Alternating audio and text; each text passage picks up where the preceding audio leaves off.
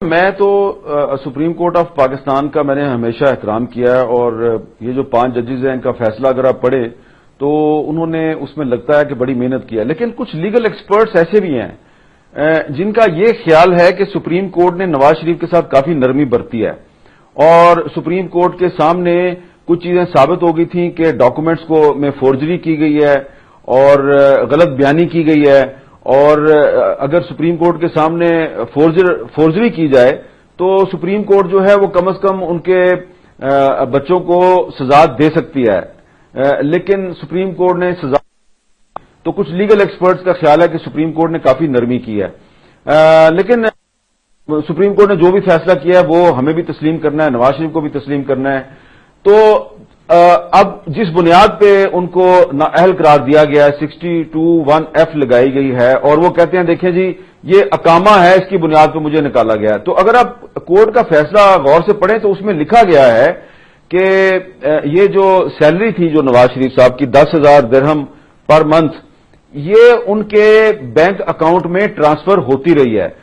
جو ڈاکومنٹس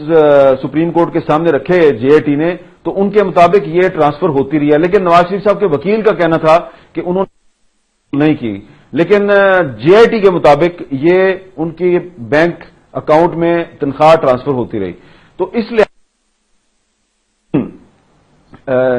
نواز شریف صاحب کے لیے کافی مشکلات ہو سکتی ہیں، یہ کوئی اتنا اہم معاملہ نہیں ہے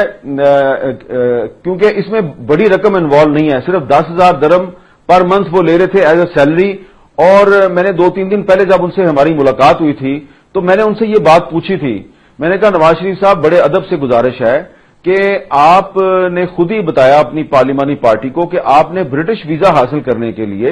آپ نے 2007 میں یہ ورک پرمٹ حاصل کیا، یہ اقامہ 2007 میں، تو میں نے ان کو کہا کہ نواز شریف صاحب 2007 میں تو آپ پاکستان واپس آ گئے تھے،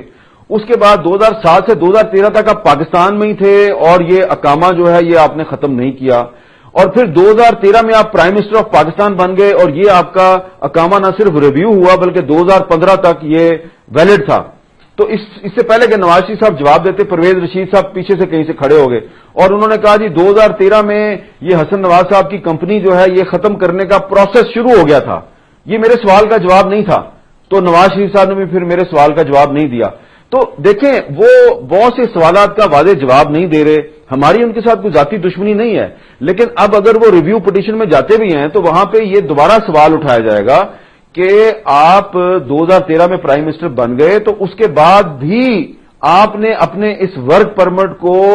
آپ نے ویلڈ کیوں رکھا، آپ نے اس کو ختم کیوں نہیں کیا، کیونکہ پھر تو آپ کو ضرورت نہیں تھی اس کی۔ تو اس میں چلیں مان لیتے ہیں جی آپ نے بددیانتی نہیں کی، لیکن یہ آپ کی نااہلی تو ہے نا، تو اسی لیے سپریم کورٹ نے آپ کو نااہل قرار دیا ہے۔ نااہل قرار دیا۔ اچھا